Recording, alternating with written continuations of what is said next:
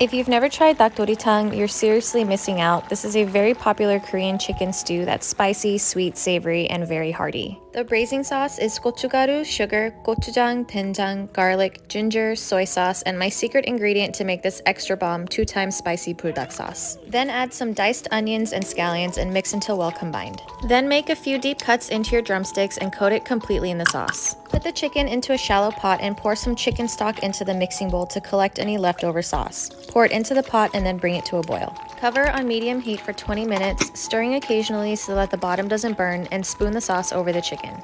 After 20 minutes, add potatoes, carrots, and serrano peppers. The carrots and potatoes will cook evenly if you cut them into similar sizes. Cover for another 15 to 20 minutes, stirring and spooning the sauce over occasionally. When the potatoes are just about chopstick tender, drizzle over a little sesame oil and continue cooking uncovered for 5 minutes until the sauce has slightly thickened. Then garnish with sesame seeds and green onions. French fried corn dogs are my favorite of all the newer Korean street foods. Korean corn dogs are usually made with a yeasted batter by combining warm water, sugar, and yeast and letting it sit for a couple minutes before mixing. Add salt and flour, mix until smooth, and set aside to rise for 1 hour. Cut a potato into small cubes and soak them in water, then skewer your favorite hot dog or sausage links. I like these thicker and dewy sausage links, and I want cheese and sausage in every single bite, so I'm wrapping cheese slices around it.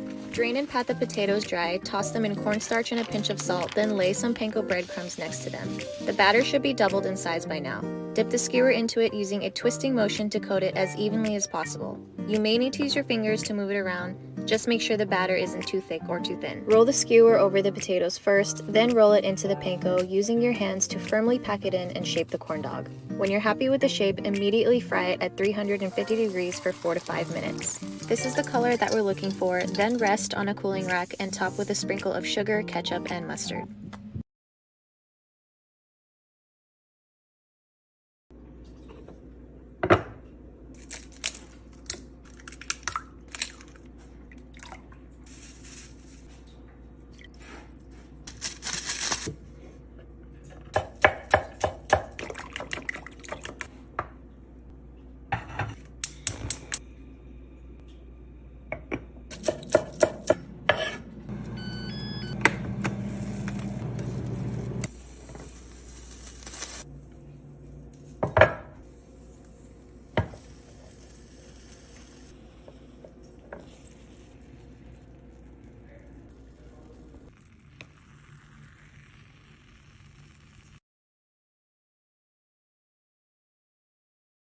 How to cook the easiest Korean meal ever. Step 1. Make rice.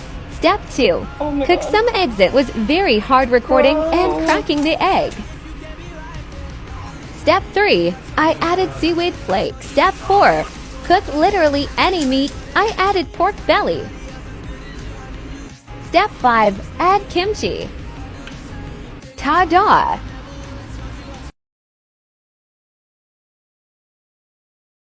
Don't be offended, but you've probably been making your mandu fillings wrong. Just kidding, there's no wrong way to make it. But if you want to get them super juicy like this, keep watching. I'm using napa cabbage and separating the leafy parts from the crunchy parts, chopping those up with some onion, Asian chive, garlic and ginger, and some rehydrated dried shiitakes. In my opinion, mandu tastes a lot better when you pre-cook some of the veggies. We're going to season with salt to really bring out those flavors and add the leafy cabbage last, and then let it cool down completely. Ground pork and shrimp are the best combo for a nice bouncy texture, and I'm also going to add some potato starch to my seasoning so that it really locks in all that juicy flavor. Mix that for 2 minutes and then add the Asian chives and the pre-cooked fillings and mix one more time. I'm just using store-bought dumpling wrappers because making them from scratch takes way too much time, but this is how I fold them, and then you can freeze them for later if you want. To fry these, just cook them on each side for 2 minutes until they're golden crispy brown like this, or you can steam them for something a little healthier, and here is the sauce that I made for my mandu.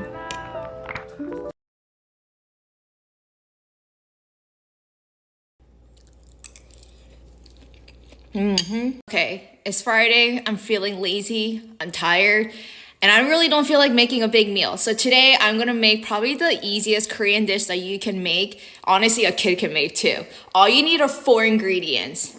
Eggs, 2 eggs or 1 egg if you want. Rice, sesame seed oil, and soy sauce. Let's get to it. First, we're gonna fry an egg, so just adding some avocado oil. And I cracked 2 eggs, but you can have 1 or 3 eggs depending on how much fried egg you want. ASMR. Bowl of rice, and I actually like to add butter for this dish. Next, add your fried egg into the bowl. And I'm gonna create like little slits in the egg so the soy sauce and the sesame seed can like seep through. You don't have to do this. I'm just weird like this. So we're gonna add a little bit of sesame oil. A little goes a long way, so just be careful of how much you add. Next is the soy sauce. I add about 2 spoonfuls. Honestly, like everything is just based on your taste. So if you need a little bit more of something, just add a little bit more of it. And then you just mix it all together. And that's basically the dish.